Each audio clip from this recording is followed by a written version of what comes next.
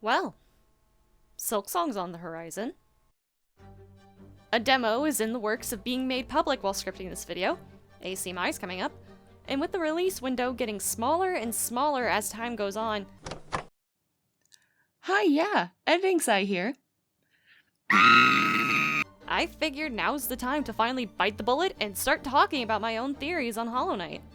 I have a few that I haven't seen many people on the YouTube side talk about, so I wanted to take the time to discuss a few bite-sized theories that could potentially get some conversation circling around. Some of these theories require more speculation and registering than others, but I think they'd be fun to talk about and get more opinions going with regardless. My name's Sai. I'm a robot who loves this game far too much to be normal, and welcome to my 3 bite-sized Hollow Knight theories.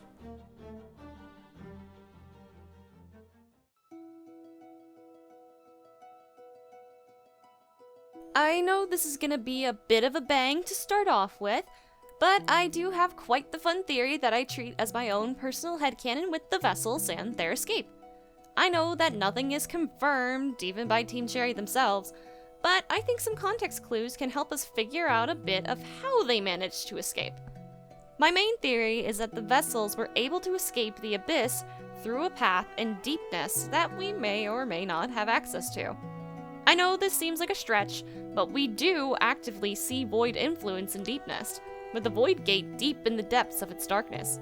Sure, we see several other void gates throughout the world that are likely there to prevent too early progression, such as Before the White Lady and Markoth, but the one in Deep Nest is placed specifically to keep you from reaching Sharp Shadow. Yes, another progression gate in technicality, but this one comes with much more implications to Markoth or the White Lady at a first glance, given how Sharp Shadow is attached to a very uniquely shaped totem. A totem that seems to have some sort of attachments to it that are very similar to the tendrils connecting to the Knight's birth egg. This also could coincide with how dark Deep Nest is. Dark enough that even Grimm's eyes, with the Nightmare Heart's assistance, cannot pierce through it. Given how Grimm seems to imply that he's able to keep an eye on us all throughout Hollow Nest, it would make sense that only an unnatural darkness that could rival his godly power, namely the Void, could be what blocks out his influence. And one of my more damning pieces of evidence for this theory is simple. The Nosk boss fight arena, where there are multiple visible vessels seen hanging from Nosk's lair.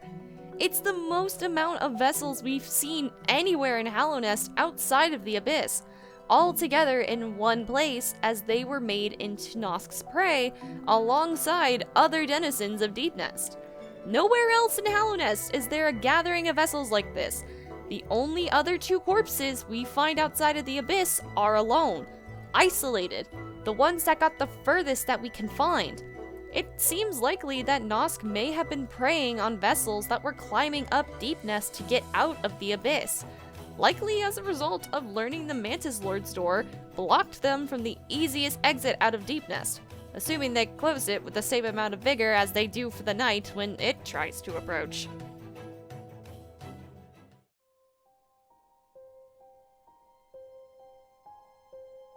This one is most certainly coming out of left field compared to the previous one, but it's a theory that my partner and I came about just from looking at her silhouette with the other Knights while actually having a conversation about Drya. But that's not the point.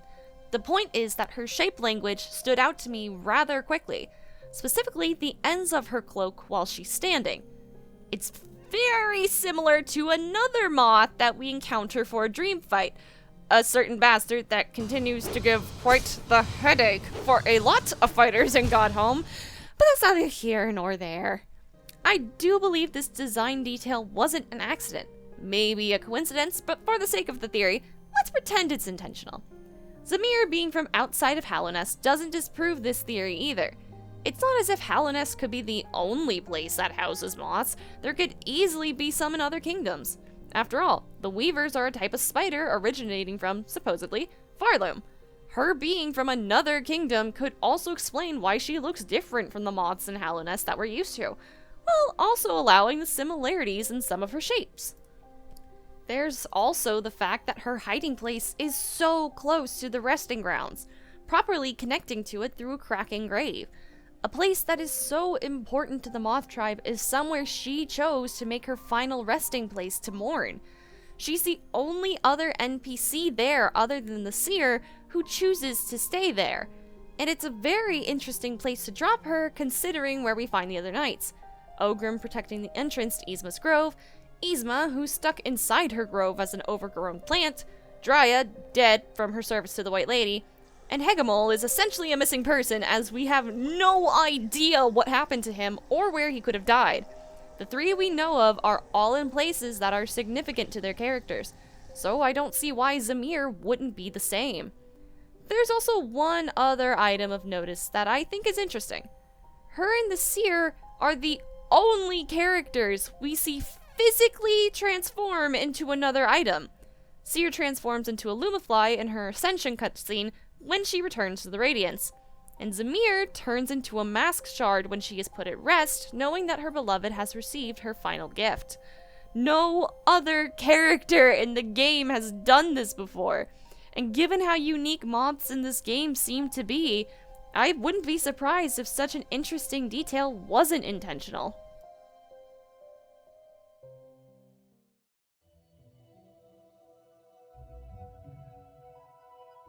This one is actually based on CC Makai's White Lady conspiracy video, and while it's not required to understand this portion, it's supplemental material that I would highly recommend checking out. His videos are great and very entertaining. He's actually the guy who got me into making lore videos. With that shameless ogling out of the way, this one certainly could use some explaining. The main reason I'm coming up with this theory is because of how heavily involved Monomon was in the Vessel project. We can infer that all the Dreamers were deeply involved in the creation of the vessel somehow, knowing more than they really should have. Lorien had the Collector in the City of Tears, implying that they may have had a closer connection to the Void. Part of Hera's deal may have included help from the Weavers, given how their seals can be found in various places, including an unfinished one in their den. And Monomon has several tablets in her archives involving the creation of Void constructs. Monomon's part is the one I wish to highlight here, though, as it seems like it would mean Monomon would have been the closest involved with the creation of the vessel and ensuring its stability. This makes sense, though. Take a look around at all the creatures that fill Fog Canyon, the Umas and Umas, alongside Umu in the core of her archives. All of them are holding a small piece of the infection inside, and maintain a peaceful and inactive nature where they only really do contact damage if you're not careful, or blow you up if you hit one that's too big and full of the stuff. None of them are actively hostile or approaching you. Even Umu in the archives continues to act as a protector that is essentially unstoppable if it wasn't for Quirrell's help. It's possible Monomon's methods with these jellyfish enemies served as an effective band-aid to minimize the spread of infection while the Hollow Knight was being raised and trained to prime form. A task that no doubt took quite a lot of time to complete given the amount of preparations that needed to be made. Regardless, given how closely Monomon was monitoring the vessel's physical condition, it wouldn't be surprising to think that she would notice that it wasn't as pure as promised. Tainted by an idea instilled, the vessel would only serve as a temporary fix to a very real problem. This could also explain why she took extra precautions with her own seal, trusting Quirrell with the protection of her mask and sending him off to the desolate wastes. An extra protection to ensure that the seals would stay strong for as long as possible. Now, why would she do this? Why would she want the seals to endure, even with a failing vessel? After all, something like that would no doubt just spell out Hallowness' doom, right? Well, if I had to guess, for a similar reason as to what we see when we break a seal in canon. The seals minimize the amount of leaking infection, even if it doesn't stop it completely. Monomon simply held her position until it was properly time for a new vessel to arrive and replace the Hollow Knight, assuming she didn't know about another solution to the problem at hand.